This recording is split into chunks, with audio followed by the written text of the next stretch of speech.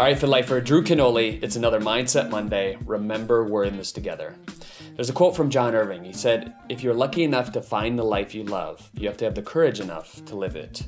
As I trace my life back 2.5 years ago, I realized at that particular point in time, I was loving life, but I wasn't really loving what I was doing. So I had a major shift, an epiphany, if you call it.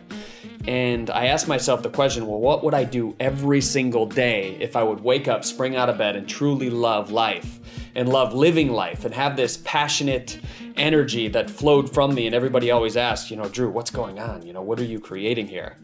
And with that question, it radically changed my life over the past 2.5 years.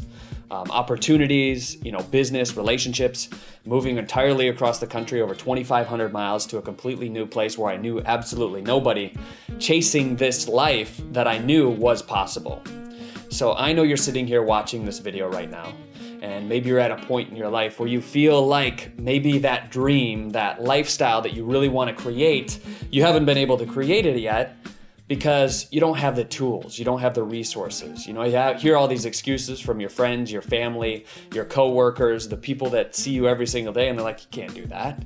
There's no way you can do that. If I listened to everybody that said, Drew, you're really gonna be a transformation coach where you travel to somebody's house, you transform them, teach them how to live a better life, and you're gonna charge them, money to do this, that makes no sense to me whatsoever.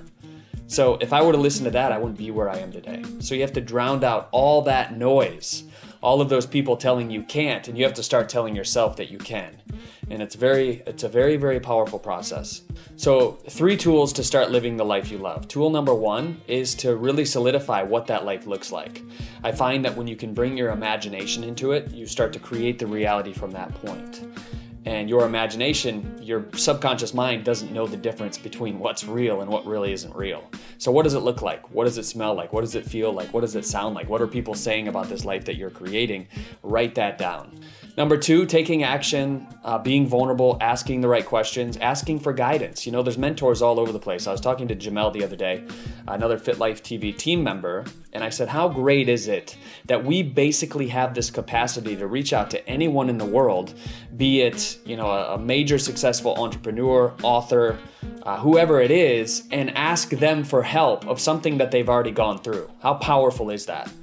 And from that particular place, once you get to that place of just feeling like anyone can help you, especially like mentors and coaches, they're going to want to. They're going to be attracted to you. And when you take action and you're an entrepreneur or whatever you're doing in your life, and you take action in that, there's nothing more rewarding to someone of influence who's already demonstrated in their own life than to see some young whippersnapper actually doing it in theirs. And number 3, and this is vastly more important than the other 2 steps, is to be giving-centric. Is that even a word? Can we pull that up on the screen? We just created that. Let's trademark that. Cool. So be giving-centric. And what I mean by that is don't go into a business thinking, what can I get?